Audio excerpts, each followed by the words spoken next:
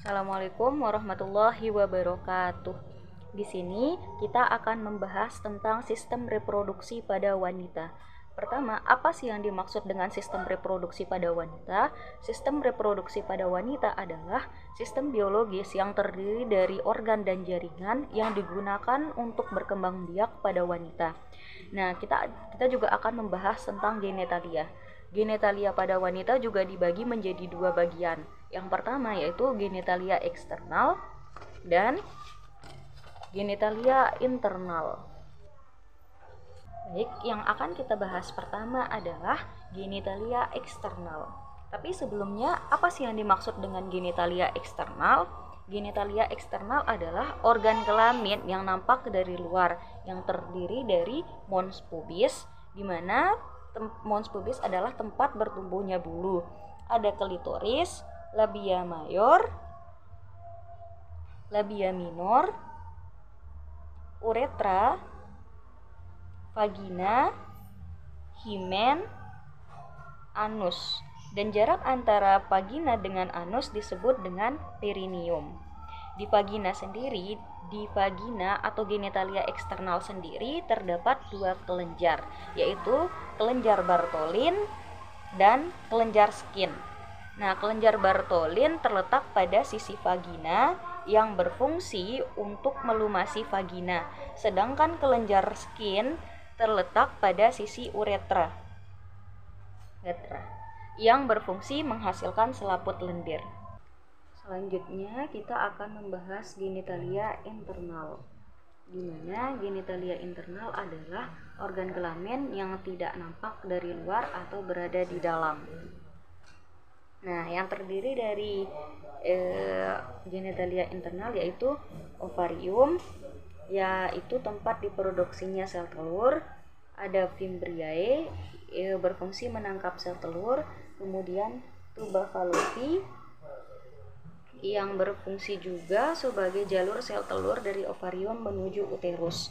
Selanjutnya uterus, yaitu tempat berkembangnya sel telur yang sudah dibuahi hingga menjadi janin dan siap untuk dilahirkan. Selanjutnya ada cervix, ada vagina, dan ada labia minus. Selanjutnya yang akan kita bahas yaitu macam-macam jenis panggul. Nah, macam-macam jenis panggul itu ada 4. Yang pertama yaitu ginecoid. Ginecoid disebut panggul paling baik dan normal pada wanita. Bentuk pintu atas panggul hampir bulat. Panjang diameter anteroposterior kira-kira sama dengan diameter transversa. Jenis ini ditemukan pada 45% wanita.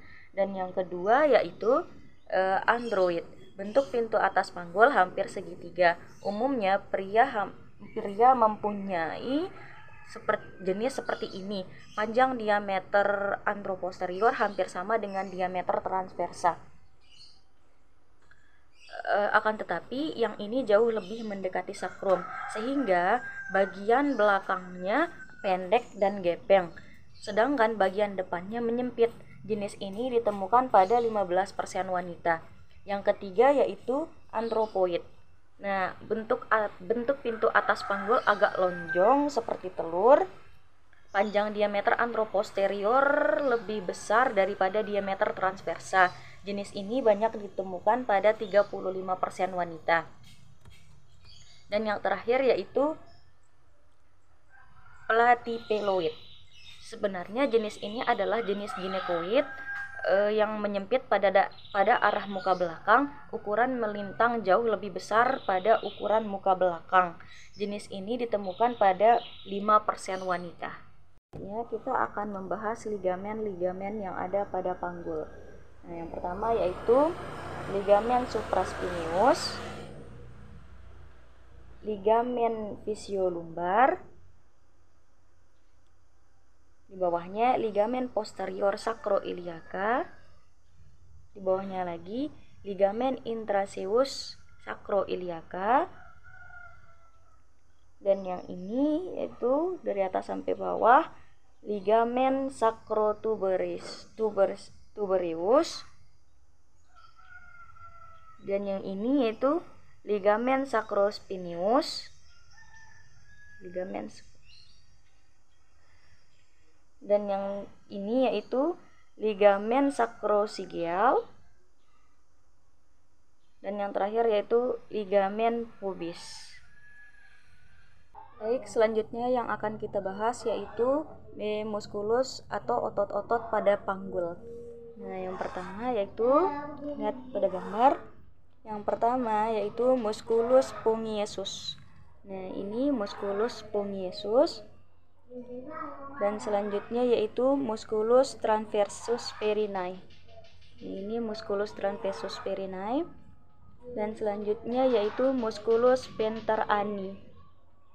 Ini musculus ventrani dekat anus. Selanjutnya yaitu musculus levator ani. Ini musculus levator ani. Selanjutnya yaitu musculus gluteus maximus. Musculus gluteus maximus. Dan yang terakhir yaitu musculus transversi perinae. Musculus transversi perinae. Selanjutnya kita akan membahas tentang panggul atau pelvis. Nah, pelvis terdiri dari dua bagian, yaitu bagian keras dan bagian lunak. Bagian keras terdiri dari tulang dan artikulasio, sedangkan bagian lunak terdiri dari jaringan atau otot dan ligamen. Tulang panggul terdiri dari dua bagian, yaitu pelvis mayor dan pelvis minor. Pelvis mayor dimulai dari atas rania terminalis yang berfungsi untuk menopang organ yang ada di abdomen. Pelvis minor dimulai dari bagian bawah yang berfungsi sebagai penopang organ reproduksi. Pelvis terdiri dari 4 bagian tulang, yaitu 2 tulang os kokse atau pangkal paha, 1 tulang sacrum, dan 1 tulang coccygeus. Os kokse terdiri dari 3 bagian tulang, yaitu os ilium, os ischium, dan os pubis. Nah, os ilium memiliki beberapa bagian, yaitu garis yang paling tebal. Garis yang tebal ini dinamakan crista iliaca. Nah, sedangkan yang ini, yang menonjol ini dinamakan spina iliaca anterior superior, dan di bawahnya, menonjol yang bawah ini dinamakan spina iliaca inferior. Nah, di belakangnya lagi, menonjol yang di belakang ini dinamakan spina iliaca posterior superior, dan yang di bawahnya yaitu spina iliaca superior interior. Os ischium memiliki beberapa bagian juga, yaitu os ischiadicum, spina ischiadicum, dan yang berlubang atau yang bolong dinamakan foramen optarotarium, dan yang berbentuk seperti mangkok dinamakan acetabulum.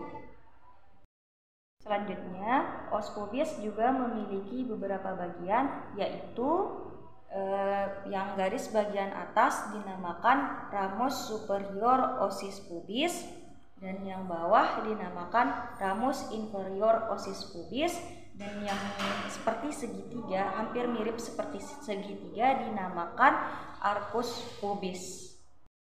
Nah, dan yang terakhir yaitu os coccygeus. Os coccygeus terdiri dari 3-5 ruas tulang. Baik, selanjutnya yaitu pemeriksaan panggul luar. Sebelumnya, apa sih tujuan dari pemeriksaan panggul luar? Tujuannya yaitu untuk mengetahui atau menilai keadaan panggul, apakah ada kelainan atau hambatan saat persalinan. Nah, pemeriksaan panggul sendiri ada 4 tahap, yaitu pertama, distansia spinarum. Nah, dimulai dari spina iliaca anterior dengan jarak normal 23 sampai 26 cm. Nah, yang kedua yaitu distansia cristarum. Pemeriksaan ini dilakukan dari crista iliaca dengan jarak normal 26 sampai 29 cm. Dan yang ketiga yaitu conjugata externa. Conjugata externa dimulai dari vertebra sampai symphysis pubis. dengan jarak normal 18 sampai 20 cm. Dan yang terakhir yaitu pengukuran lingkar panggul menggunakan midline. Dimulai dari tulang spina iliaca anterior superior terus ke thoracenter dengan jarak normal 80 sampai 90 cm.